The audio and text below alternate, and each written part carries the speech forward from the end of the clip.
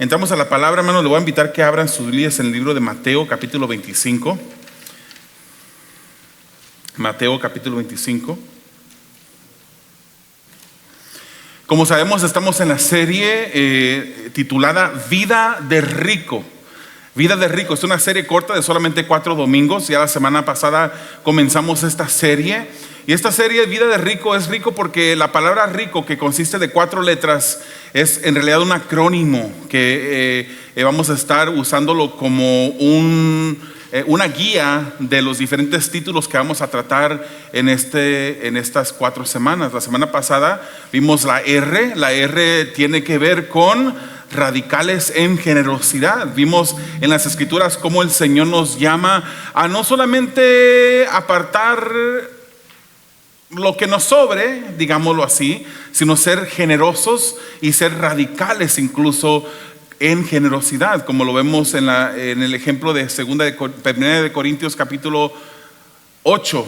Es 2 de Corintios capítulo 8, versículos 1 al 8, que estuvimos viendo la semana pasada, cómo esa iglesia, a pesar de la necesidad, ellos daban y suplicaron, dice las escrituras, que se les permitiera ser parte de esta obra de gracia, que era una ofrenda que se estaba recogiendo para los hermanos en necesidad en Jerusalén. El día de hoy entramos a la letra I de rico, vida de rico. La letra I representa inversiones. Y el mensaje del día de hoy se titula inversiones sabias. Entonces, la semana pasada la R, radicales en generosidad. Hoy día inversiones sabias con la I. La semana que viene vamos a estar viendo control en gastos, que es representada por la C. Y vamos a terminar en 3 semanas con la O, en obstáculos de libertad financiera. Hermanos, el día de hoy hay muchas personas y muchos matrimonios que se están divorciando. Y en la mayoría de los casos siempre dicen o documentan en los papeles de divorcio diferencias irreconciliables. Y esas diferencias irreconciliables pueden ser un sinnúmero de cosas, pero basado en los estudios, hermanos, muchas de las veces en las que las personas se están divorciando, los matrimonios terminan en fracaso, es porque no estaban de acuerdo en las finanzas, por el estrés que las finanzas trajeron a sus vidas, por las malas decisiones que se toman, por las diferentes cosas que hacemos que están fuera de la voluntad del Señor. Hoy estaremos mirando, hermanos, algunos principios bíblicos sobre el uso de nuestros recursos. Y decir de nuestros recursos es no decirlo enteramente correctamente, ¿verdad? Porque los recursos que tenemos en las manos, lo que estamos administrando, aunque decimos esta es mi casa, este es mi dinero, este es mi carro, es en realidad todo del Señor. Y el Señor lo ha puesto en nuestras manos para manejarlos de una manera que sea correcta, de una manera de acuerdo a su directriz bíblica. El cristiano, hermanos, debe tener y mantener una relación saludable con el dinero. No es posible, hermanos, que el Señor nos haya llamado a estar sometidos y hundidos en deuda. La deuda quita la paz. La deuda, hermanos, te quita el sueño, te quita la comunión con tus seres queridos, te hace poner de mal humor y estás en diferentes situaciones negativas por causa del dinero si no lo sabes manejar de acuerdo a la voluntad de Dios. Recordamos, hermanos, que Dios es el dueño de todo, que Él nos da las fuerzas incluso y las habilidades para trabajar y para administrar lo que Él pone en nuestras manos. Parte de tener una buena relación con el dinero, hermanos, es saber tener un balance bíblico en nuestras vidas. Y la Biblia nos llama, hermanos, a ser diligentes. ¿Es bueno descansar? Claro que es bueno descansar. Incluso la Biblia nos manda a guardar reposo. El ejemplo primero que vimos en la Biblia, vemos a Dios descansar después de 6 días de haber hecho lo que existe. ¿Ocupaba Dios descanso? ¿Era Dios tenía un cuerpo como el de nosotros, o tenía cuerpo en sí para cansarse y necesitar descanso? No, pero Él nos da el ejemplo de que el 7º día descansa. O sea, es bueno descansar, hermanos, pero tampoco es bueno llevar el descanso al extremo, ¿verdad? Si el Señor nos dice trabaja 6 días y un día descansa, o por lo menos uno de cada 7 días, Tampoco vamos a tomar 2 y 3 y 4 días de la semana para descansar. Debemos de ser diligentes en nuestro tiempo para no llegar al nivel del lugar en la que podemos incurrir en necesidad. Para tener un balance, una buena relación con el dinero es seguir lo que dice la Biblia. Y la Biblia nos dice que debemos de ser diligentes, trabajadores, no flojos ni negligentes. No podemos, si estamos haciéndolo, estamos fallándole al Señor. No estoy hablando, hermanos, no estoy hablando de las personas que ya están retiradas.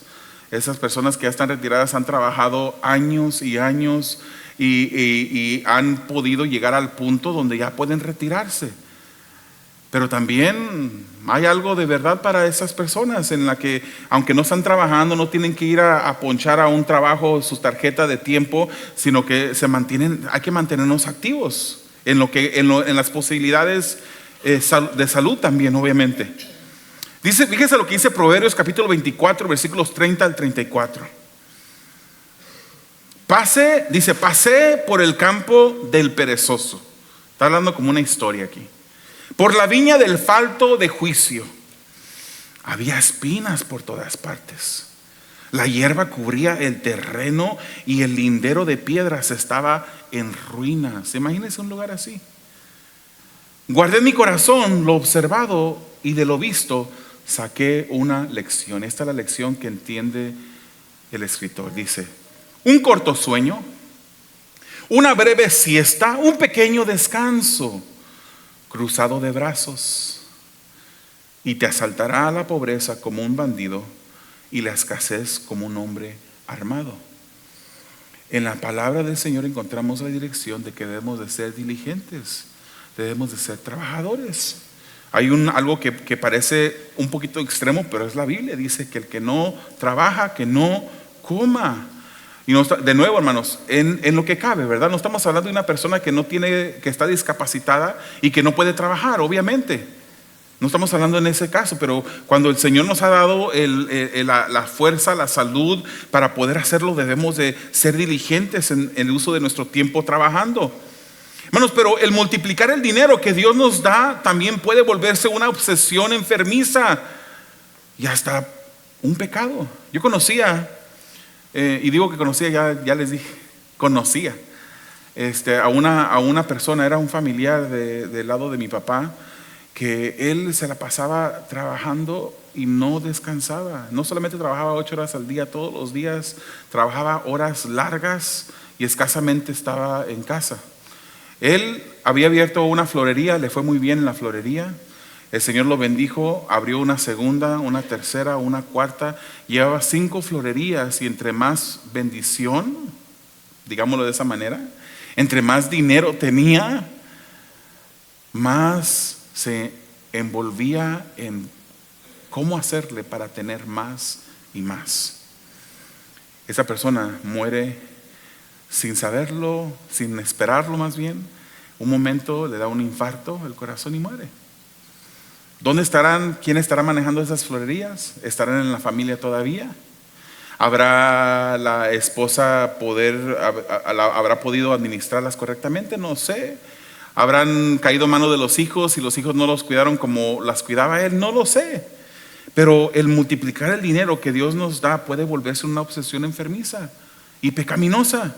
No debemos amar al dinero, hermanos. Está clara en la palabra del Señor que debemos de ser diligentes, pero tampoco amar al dinero y tener una obsesión por obtener dinero. En 1 Timoteo 6:10 nos dice que no debemos de amarlo, no debemos idolatrarlo, como vemos en Mateo capítulo 6 versículo 21. Pero fíjese lo que dice Eclesiastés 5:10. Léalo conmigo, en la pantalla aparece: quien ama el dinero, de dinero no se sacia. Quien ama las riquezas nunca tiene suficiente. También esto es vanidad. ¿Ha conocido alguna persona así? Que quiere y quiere más y tiene, hermanos, y tiene y puede vivir incluso tranquilamente, pero quiere y quiere más, porque no se sacia del dinero, porque ha llegado a idolatrar el dinero, a amar el dinero. Hermanos, al otro lado del espectro El malgastar también del dinero que Dios nos da puede también volverse una obsesión enfermiza y pecaminosa. Hay personas que cuando tienen dinero en el bolsillo les arde el dinero en la bolsa. Ahorita voy a hablar un poquito más quedito, pero yo tengo de mis hijas que están en casa, yo las conozco. Y hay una que le tuve que quitar, en cierto tiempo le tuvimos que quitar su tarjeta de ATM, de sus ahorros. Porque el dinero que le entra a la bolsa, el dinero que piensa, ¿cómo lo voy a gastar? No piensa cómo voy a aumentarle a la cuenta de ahorros para una necesidad en el futuro, sino piensa que en qué lo voy a gastar. Y yo la conozco, no voy a decir nombre porque se está grabando. Y no creo que caiga en oídos de ella, que de parte de uno de ustedes, que yo dije su nombre. Pero las conocemos. Hay personas, hermanos, que nada más andan buscando cómo gastar. ¿En dónde? ¿Cuáles especiales hay en las tiendas para ir a gastar el dinero que tienen? Hay personas que usan, y hermanas, especialmente a ustedes, con todo respeto, no estoy diciendo que no está mal, que está mal que ustedes vayan y se distraigan un tiempo en las tiendas viendo, ¿verdad? Nada más no compren. Pueden ir a las tiendas y pueden comprarse algo, hermanos. El Señor, incluso en las Escrituras, nos dice que el Señor nos da los bienes para que nosotros los disfrutemos. Pero hay una diferencia entre comprarse algo y tener una obsesión por gastar el dinero. Proverbios 21, versículo 20, dice así: en casa del sabio abundan las riquezas y el perfume, pero el necio todo lo despilfarra. Yo no sabía que esa palabra estaba en las Escrituras. Todo lo despilfarra el necio.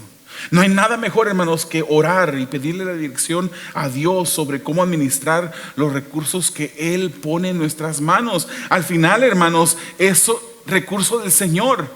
Nosotros solamente somos administradores de lo que Dios nos ha prestado, y debemos de siempre buscar su dirección siguiendo las instrucciones bíblicas. Entremos en el primer punto, el principio bíblico de inversión. Vamos a leer el capítulo 25 de Mateo. La historia total está de los versículos 14 al 30, pero solamente vamos a leer ahorita del 14 al 18. Dice así: el reino de los cielos será también como un hombre que al emprender un viaje llamó a sus siervos y les encargó sus bienes. ¿Le recuerda a usted algo? ¿De quién son los bienes que usted está ministrando ahorita? De Dios. Este hombre se iba de viaje y le encargó a sus siervos. ¿Quiénes somos nosotros para Dios? Sus siervos. Le encargó a sus siervos sus bienes. A uno le dio 5,000 monedas, 5 talentos. A otro 2,000 y a otro 1,000. Dio a cada uno según su capacidad. Y luego se fue de viaje. El que había recibido las 5,000 fue enseguida y negoció con ellas y ganó otras 5,000. Asimismo, el que recibió 2,000 ganó otras 2,000. Pero el que había recibido 1,000 fue, cavó un hoyo en la tierra y escondió el dinero de su Señor. Amado Dios, esa es tu palabra, Señor. Y queremos pedirte, Señor, que a través de ella tú hables a nuestras vidas. Señor, ayúdanos por medio de esta escritura y de otras, entender el balance correcto, Señor, y la relación balanceada que tenemos que tener, bíblica, sobre los recursos que tú nos prestas. Te pedimos, Señor, que corrijas pensamientos, corrijas acciones, corrijas manera de hacer las cosas, Señor, y que podamos honrarte aún en esto. Podamos honrarte, Señor. Habla nuestras vidas por medio de tu palabra, te lo pedimos en el nombre de Jesús. Este hombre, hermanos, deja sus bienes a sus siervos para que ellos los administraran y para que los administraran de una manera sabia. Los primeros 2 siervos, nos dicen las Escrituras, que con las cantidades más grandes invirtieron sabiamente, y ellos rápidamente duplicaron el dinero que su Señor les había dejado. Al final, cuando regresa el Señor, el dueño del dinero, el jefe, el amo, les recompensa por haber hecho un buen trabajo. Les recompensa. Pero el tercer siervo, hermanos, en lugar de invertir el dinero, fue y lo enterró. ¿Cuántos de ustedes hubieran enterrado el dinero? Hubieran enterrado el dinero. Cuando se le pidió cuentas a este tercer siervo, fíjese lo que dice los versículos 24 y 25. Dice: después llegó el que había recibido 1000 monedas, un talento. Señor, explicó, yo sabía que usted es un hombre duro, que cosecha donde no ha sembrado y recoge donde no ha esparcido. Así que tuve miedo y fui y escondí su dinero en la tierra. Mire, yo me lo imagino como con mucho orgullo, ¿verdad? Mucho contentamiento y satisfacción. Mire, aquí tiene lo que es suyo. No se me perdió, se lo estoy regresando. Soy persona honesta. Y uno diría, pues qué bien, ¿verdad? El Señor le hubiese dado, encomendado, agradecido, porque cuidó lo que no era de él y se lo regresó todo cabal. Para los hermanos salvadoreños, cabal. Esto resultó, hermanos, en lugar de resultar en una encomienda, en lugar de decirle, bien siervo, qué bueno lo hiciste, esto resultó en una dura reprensión y castigo del amo, del Señor, hacia ese tercer siervo. Incluso se le llama malo y perezoso. Malo y perezoso. Se le regaña, hermanos, porque ni siquiera pudo depositar el dinero en el banco para poder ganar intereses, mientras que el Señor iba de viaje y regresaba, el dueño. Hermanos, debemos reconocer una cosa. Quiero hacer un hincapié aquí. Debemos reconocer que la parábola que estamos viendo, especialmente por el contexto literario, no está comunicando como punto principal el que seamos inversionistas. Eso no es el propósito principal de este pasaje. Pero el punto principal de la parábola es que debemos estar siempre preparados para el regreso de nuestro Señor. Ahora, podemos hacer una conexión entre estar preparados con el manejo de los recursos. Podemos hacer una conexión entre el regreso del Señor con ser diligentes y ser trabajadores. Podemos hacer esa conexión. Podemos en aplicación ver que el Señor quiere que nosotros seamos personas que seamos diligentes. Como puntos de aplicación, hermanos, podemos entender que Dios nos llama a aprovechar los recursos que Él nos ha dado para el beneficio de su reino. Lo que hacemos en esta tierra tiene repercusiones eternas. Tiene repercusiones. En lugar de tú malgastar el dinero, ¿por qué no guardas un poquito? Lo inviertes, hermanos, como estamos hablando de inversiones, lo inviertes en un ministerio que es un ministerio transparente, un ministerio de buen testimonio, como Purpose, punto. Y así estamos invirtiendo en el reino de Dios. De esa manera podemos hacerlo. Los recursos de Dios que Dios nos da incluyen, hermano, no solamente el dinero, también incluye el tiempo. También incluye los talentos que el Señor nos ha dado. Por eso hay por ahí algo que se dice, ¿no? Del tiempo, tesoro y talento. Es lo que Dios quiere que nosotros le demos con gozo, con alegría al Señor. En esos aspectos, hermanos, debemos de ser sabios. Debemos de trabajar diligentemente, ser trabajadores, ser responsables, ser obedientes, hermanos. Nosotros como cristianos deberíamos de ser los primeros en llegar al trabajo. Y póngale que hay unas personas que se exageran, ¿verdad? Y a lo mejor quieren salirse de su casa porque no quieren estar en casa. Por X razón, no iba a decir una razón, pero no, por X razón. Usted ponga la razón que usted quiera ahí. Y que llega muy temprano a la casa, al trabajo. No digo que llegue una hora antes, pero llegue a tiempo, hermanos. Somos representantes, embajadores de nuestro Señor Jesucristo. Tenemos que ser diligentes. Usted debe de ser el más trabajador dentro de su compañía. ¿Sabía usted que todos los días usted entrevista para su próximo trabajo? Todos los días. Usted no siquiera sabe que lo están entrevistando, porque lo están mirando, hermanos, si es diligente o no es diligente, si está usando los recursos correctamente. Lo están mirando, lo están observando, y en el momento cuando salga una posibilidad de un ascenso, a usted van a voltearlo a ver si usted fue diligente en su trabajo. Todos los días somos entrevistados para nuestra próxima posición, y algunos ni siquiera lo saben. En palabras de nuestro Señor Jesucristo, hermanos, Juan 9:4, mientras sea de día, tenemos que llevar a cabo la obra del que me envió. Viene la noche cuando nadie puede trabajar. Tenemos que ser diligentes. Una pregunta: ¿cómo andamos de flojera? ¿Qué tan trabajadores y diligentes somos? ¿Se nos conoce por ser responsables? ¿Por ser diligentes? ¿Por ser trabajadores? Más aún, hermanos, diría Dios que somos obedientes a Él, administrando lo que Él nos da. ¿Qué diría Dios? ¿Qué diría Dios para nosotros? Si nosotros le preguntáramos a Dios, quizás muchos de nosotros diríamos: mejor no le pregunto porque yo sé que me va a dar una regañada. Veamos el segundo punto del mensaje: principios bíblicos para inversiones sabias. Principios bíblicos para inversiones sabias. El principio número 1, hermanos: mantén un balance saludable.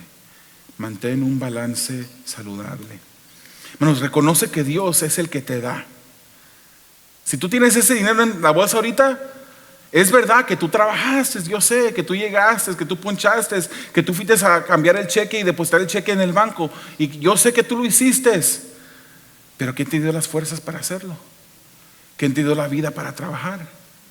¿Quién te dio la salud para poder trabajar?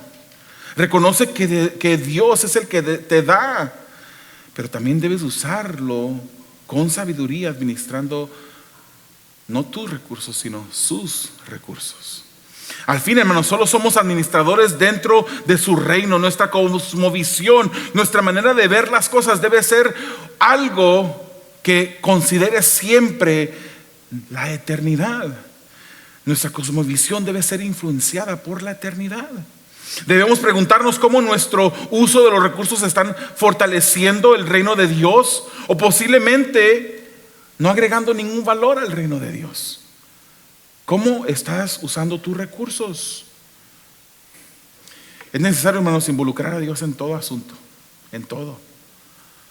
Pedirle al Señor en oración. Sin Él no podemos hacer nada, hermanos. Y esto no es la excepción. Yo no sé a quién Dios le está hablando el día de hoy. Y estoy mirando para todos lados, hermanos.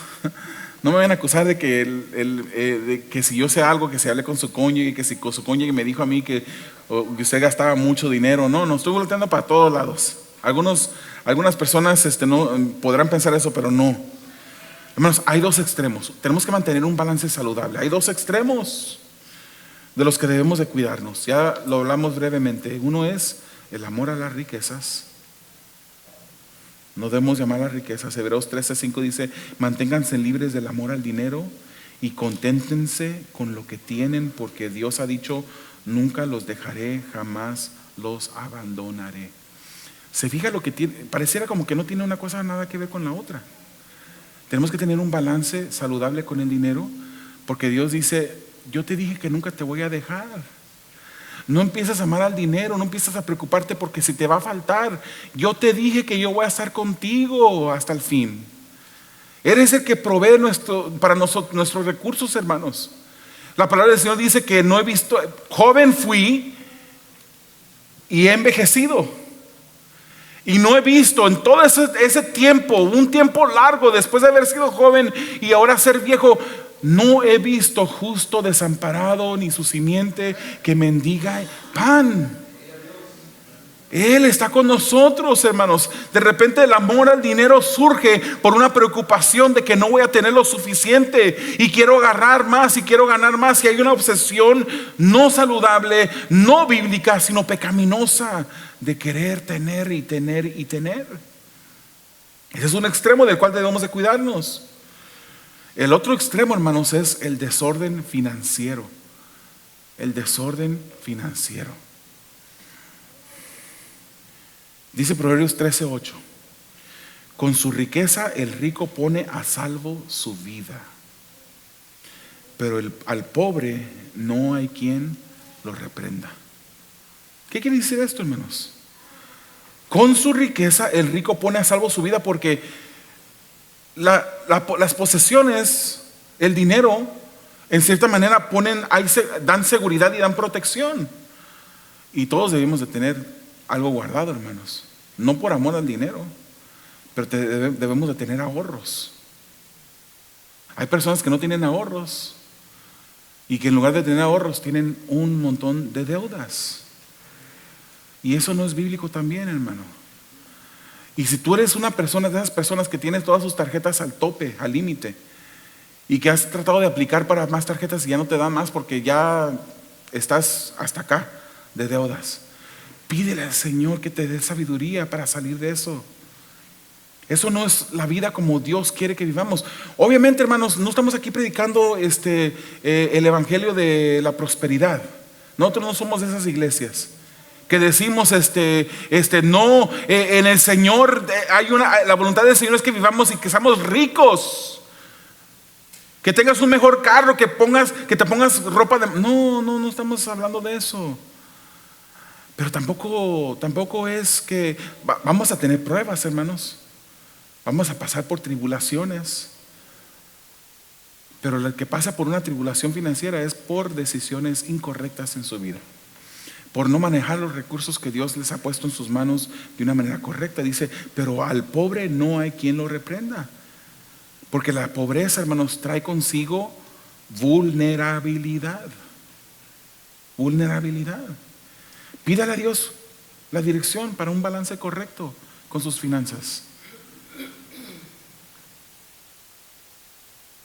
Cuando yo me casé, yo era uno de esos. Quiero reconocer públicamente que Dios me ha dado una mujer que me ha ayudado mucho. Y de principio, yo tuve que ser honesto conmigo mismo y le dije a mi esposa, amor, tú manejas las finanzas. Ella era la que hacía todo eso. Pobrecita mi hija, se parece tanto a mí.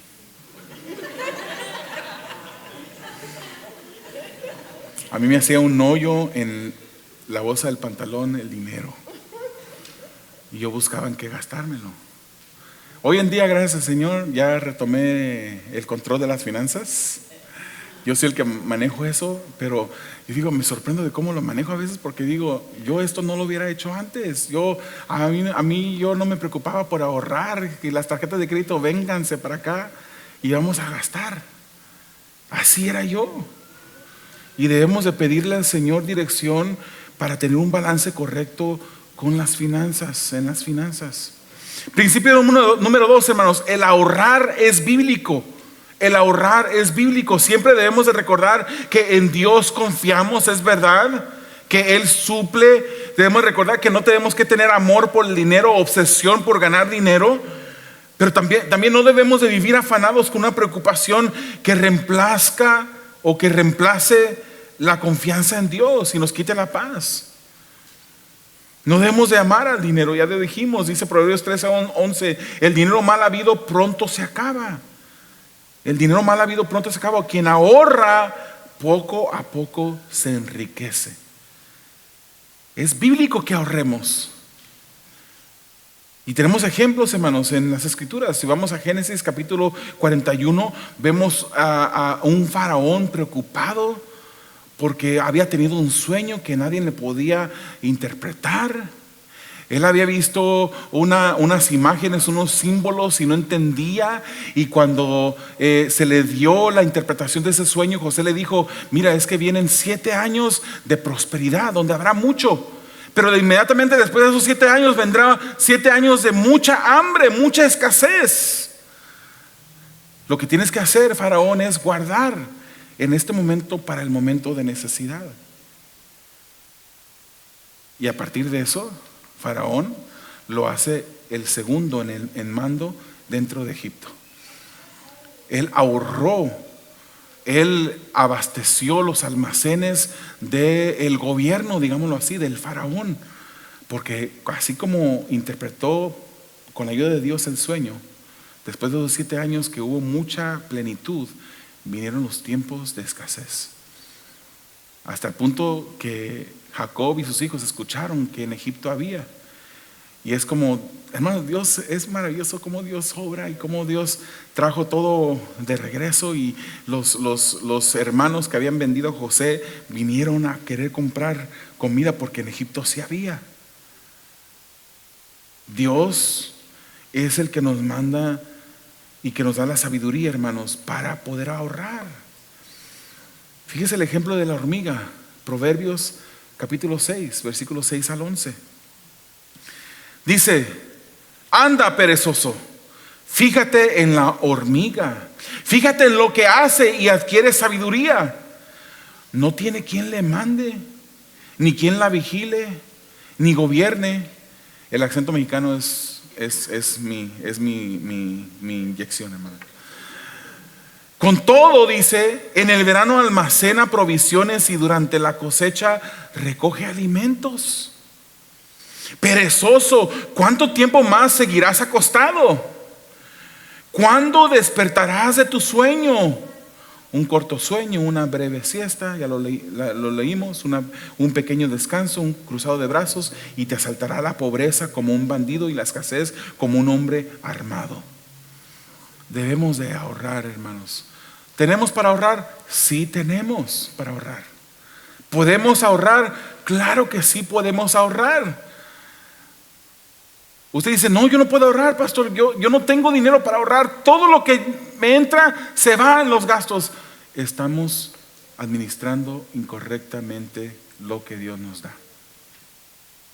Fíjese, hermano, estamos hablando ahorita, ni siquiera estamos diciendo ahorre para que le dé a la iglesia. No, ahorre para que usted tenga para el momento de la necesidad. Porque hay dos tipos de cristianos. Hay un tipo de cristiano, es aquellos que están pasando por una necesidad y una tribulación en este momento. Y el otro es los que van a pasar por una necesidad en un momento futuro. El que seas cristiano no quiere decir y que leas la Biblia que dice que joven fui, envejecido y no he visto. Eso no quiere decir que te vas a cruzar de manos y vas a esperar a ver si un día te cae un cochinito de esos que venden en la Cárdenas, lleno de dinero. No, eso no es así, hermanos. Debemos de ahorrar. Fíjense que los expertos financieros dicen que debemos de tener por lo menos de 3 a 6 meses de ahorros del mes. Digamos, si tu hipoteca o tu renta es de tanto gastas para la comida, tanto necesitas para las utilidades, deberías de tener de 3 a 6 meses guardados, ahorrados por lo menos para un momento difícil. ¿Puedes? Con la ayuda de Dios se puede. Con su sabiduría se puede. Tu primer paso ahorita es salir de las deudas. Tu primer paso es pedirle al Señor que te ayude a poder eliminar todas esas tarjetas, hermanos. Mi esposa y yo tenemos más de una tarjeta, pero tenemos una tarjeta que usamos siempre, pero la pagamos todo, la usamos porque nos dan puntos. En la Costco nos dan puntos. Y al final del año nos llega un chequecito que podemos disfrutar después y a lo mejor hasta ahorrar una parte. Pero esa tarjeta la usamos y la pagamos. Es más, a lo mejor demasiado rápido, pero llego a la casa y pago la tarjeta. Así deberíamos, hermanos, de vivir, de no tener deudas, hermano, no tener esa constante preocupación. Dios no quiere eso para nuestras vidas. Principio 3, evita la deuda. Hermanos, la Biblia no prohíbe estrictamente las deudas, pero las caracteriza como una forma de esclavitud. Así las caracteriza. El que tiene deuda, en cierta manera, es esclavo del banco, de quien le haya prestado. Nosotros, como hijos de Dios, solamente deberíamos ser esclavos de Jesucristo. Ahora, hermanos, dice Proverbios 22:7, los ricos son los amos de los pobres. Los deudores son esclavos de sus acreedores. Aquí no llega la Coppel a tocar en la puerta, como en México. ¿Han visto esos videos que la gente se esconde de la Coppel, ¿no? Del cobrador de la Coppel. Pero mes tras mes en el correo o en el correo electrónico leían los biles. Y en este país, especialmente, hermanos, no podemos dejar las deudas sin pagar, porque en el momento que dejamos eso, hoy en día se hace casi todo con crédito casi. Y el que no paga sus deudas a tiempo, hermanos, sufre después. Sé, hermanos, que en nuestro tiempo es casi imposible no tener una hipoteca, y la hipoteca es una deuda. La hipoteca es una deuda y es casi imposible no tener una hipoteca. Pero una hipoteca, hermanos, es por lo menos una inversión. Es una inversión.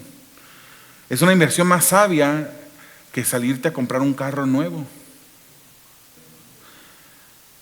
Hay gente que no les importa dónde viven, pero traer un carro es importante para ellos. Pero ¿sabe usted que el carro, hermanos? La casa generalmente sube de valor. Las casas generalmente suben de valor. Pero un carro, aunque sea nuevecito del año, en cuanto sales del estacionamiento con tu carro así, con tu cuello bien alzadito y mirando hacia los lados, en cuanto sales ya bajó 10% de valor en ese mismo momento. Y en los primeros 5 años baja 60% de valor. Aunque tú lo hayas cuidado, tú le hiciste los cambios de aceite en su tiempo, le cambiaste las llantas o las gomas para otras personas que no son de México, las llantas a tiempo. Aunque tú hayas hecho todo y le hayas dado un mantenimiento correcto al carro, baja de valor. Hay diferentes situaciones para cada persona, hermanos. Pero si tienes una hipoteca, no estamos en un curso de ayuda financiera, pero déjate doy un poquito de ayuda. Si tienes una hipoteca, hermanos, si no tienes una hipoteca, ahorra para que compres tu casa y tengas una hipoteca. Esa va a ser la única vez que voy a estar contradiciendo lo que yo estoy hablando esta mañana.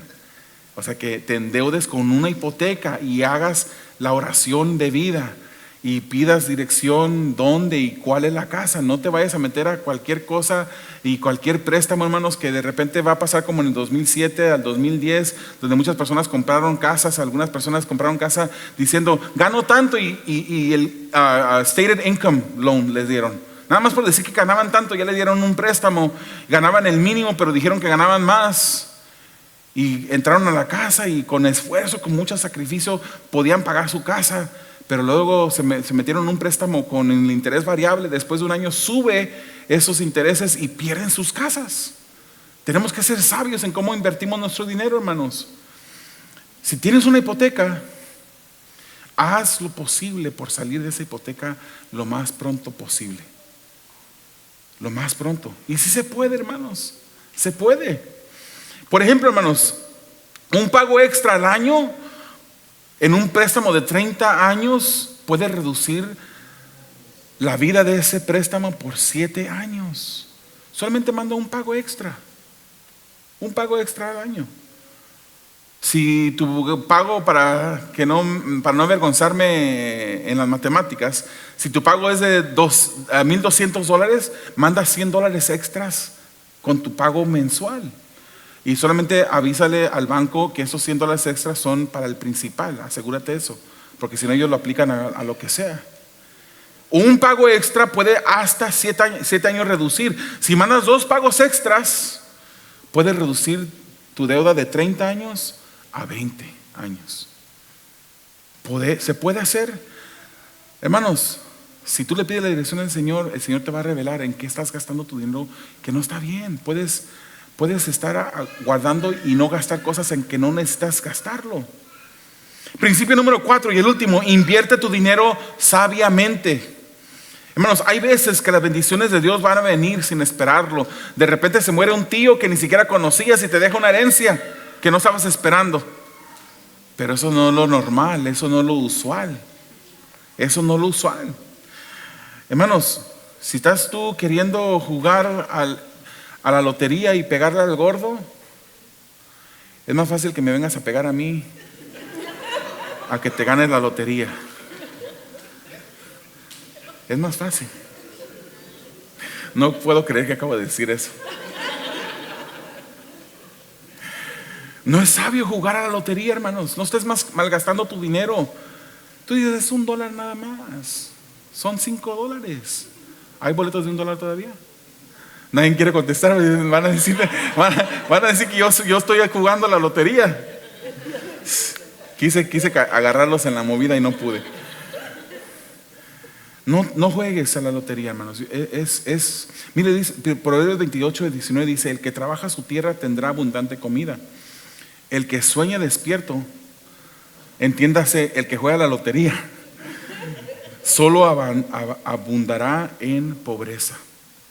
¿Sabías, hermanos, que para ganarte la lotería y pegarle al gordo, tienes una probabilidad de 1 en 292 millones? 1 en 292 millones. Dime en qué planeta es eso una buena inversión. No es. 1 en 292 millones. Es más probable, que te pegue un rayo en algún momento de tu vida. Es más probable. 1 en 15,300. Es más probable. Es más probable ser atacado por un tiburón cuando vayas a la playa y te metas al agua. Esa probabilidad es 1 en 5 millones, no 1 en 292 millones. Es más probable que te encuentres una perla dentro de un ostión. Tienes la probabilidad de 1 en 10,000. Es más probable, hermanos, que llegues a ser una estrella de Hollywood.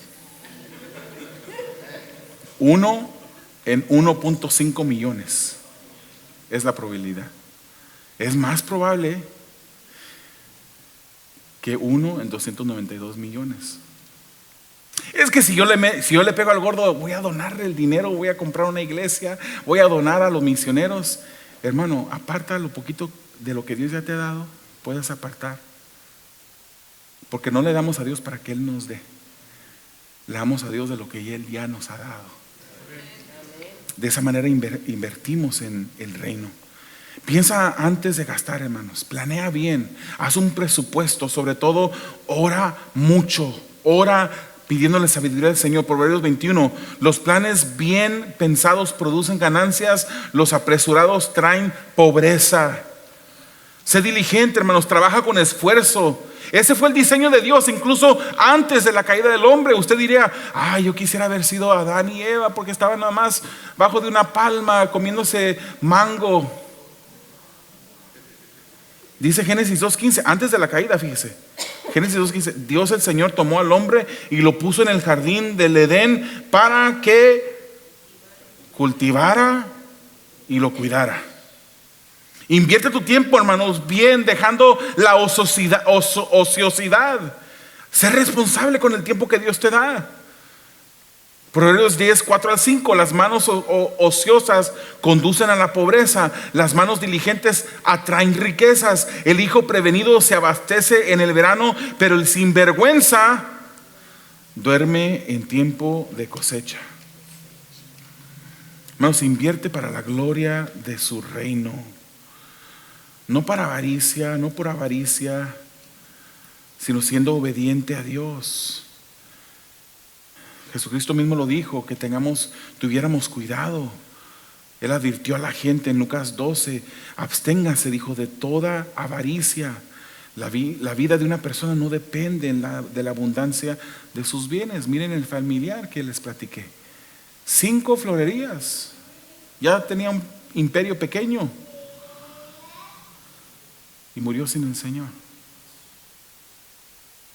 Murió sin el Señor. Por eso el Señor dice, no acumulen sus tesoros en la tierra. Aquí corrompe. Los materiales que hay aquí en la tierra corrompen. La polía corrompe, el óxido corrompe. De acuerdo a Mateo 6. Más bien acumulen tesoros en el cielo, dice las Escrituras. Allí no corrompe el óxido. Óxido. Ahí los ladrones no te pueden robar, hermanos. ¿Dónde está tu tesoro? Busca dónde está tu corazón, ahí va a estar tu tesoro. Busca tu tesoro, ahí va a estar tu corazón. Dios debe de ser nuestro tesoro. Dios debe de ser por quien vivimos. Y recuerden, solo estamos teniendo prestado lo que es de Dios. Para cerrar, hermanos, ¿cómo está nuestra relación con el dinero? ¿Estamos endeudados de deudas? ¿Estamos afanados para ver cómo vamos a hacer los pagos de las tarjetas de crédito, de la hipoteca, de la renta, porque hemos malgastado y administrado mal nuestros recursos?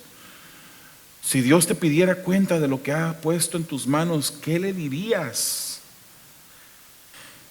Esa no es la manera que Dios quiere que nosotros vivamos, hermanos. Pidámosle a Dios un balance, una vida balanceada financiera. Pídele sabiduría para corregir tu situación. ¿Cómo debes de empezar? Primero, arrepintiéndote, hermano, reconociendo que has usado los recursos que Dios te ha prestado incorrectamente. Y después de arrepentirte, pedirle a Él que te ayude. Es posible, hermanos, que tú puedas salir de la deuda. Es posible, hermanos, que tú puedas ahorrar dinero para el tiempo de la necesidad. Es posible, hermano, que tú puedas llegar incluso a pagar tu hipoteca y vivir una vida más tranquila mientras que el Señor te tiene aquí. Yo conozco a un familiar muy cercano a mi vida que ha caído en esa necesidad de tener y tener y tener. Se casó con una mujer que ya tenía una casa. Él compró otra casa. Ya tiene las 2 casas rentadas. Acaba de comprar una tercera casa. Y yo diría que sería un buen plan. Yo no estoy diciendo que está mal comprar casas, poderlas rentar y tener esos recursos. No está mal, hermanos. Simplemente que estoy viendo cómo lo están haciendo. Estoy viendo cómo están viviendo. Estoy viendo cómo esa presión de tener y tener más les ha quitado la paz. Esa no es la manera de Dios. Dios quiere un pueblo que tenga una buena relación con el dinero. Amén. Oremos. Amado Dios, te damos gracias por tu palabra y te pedimos, Señor, que tú nos ayudes, que tú seas nuestra guía, Señor, en este proceso. Señor, si hay hermanos aquí, Padre, o que escucharán en línea, Señor, que están abatidos por las deudas, yo te pido, Padre, que tú les ayudes, les des sabiduría para salir, Señor, de las deudas. Señor, para que esas deudas no sean el obstáculo, Señor, que hay para invertir en tu reino, Señor, para ser obedientes y fieles a ti también en esta área, Padre. Yo te pido, Señor, que tú traigas paz a los matrimonios, a los hogares, Señor, que se encuentran endeudados, ayudándolos saliendo de las deudas, Señor, ayudándoles a aprender a ahorrar, Señor, y salir completamente de una manera bíblica, a tener esa relación con el dinero que tú nos das, Señor. Al final es tuyo. Enséñanos a no malgastarlo y gastarlo para tu gloria, de acuerdo a tu manera, en el nombre de Jesús. Amén.